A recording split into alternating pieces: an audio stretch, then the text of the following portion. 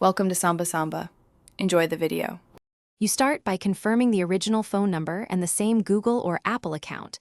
Without that, automatic restore won't match. Next, make sure the device is charged and on reliable Wi-Fi. Large backups need bandwidth. Install WhatsApp and verify your number. Grant storage and contacts permissions when prompted. Once done, WhatsApp will search for backups automatically. Do not skip verification or deny permissions, because the restore prompt appears only during initial setup and needs those rights to access the cloud file. When WhatsApp detects a cloud backup, it shows a restore button. Tap it and watch the progress bar. This transfers chat history first, then media. If the cloud option fails and you have a local backup, install a file manager, place the latest MSG store. DB.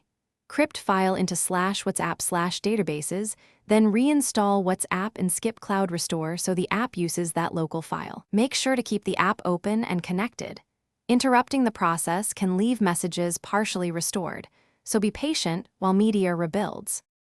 Once restore finishes, complete your profile and wait while WhatsApp downloads and indexes media. This may take longer than message restore. If something goes wrong, verify you used the same account and phone number. Confirm the backup date is recent, free up storage space, and recheck app permissions. If backups are corrupted or missing, export any remaining local chats you can, or consider reputable data recovery tools as a last resort. Remember, manual exports are safer than automated recovery attempts for damaged files. Thanks for watching.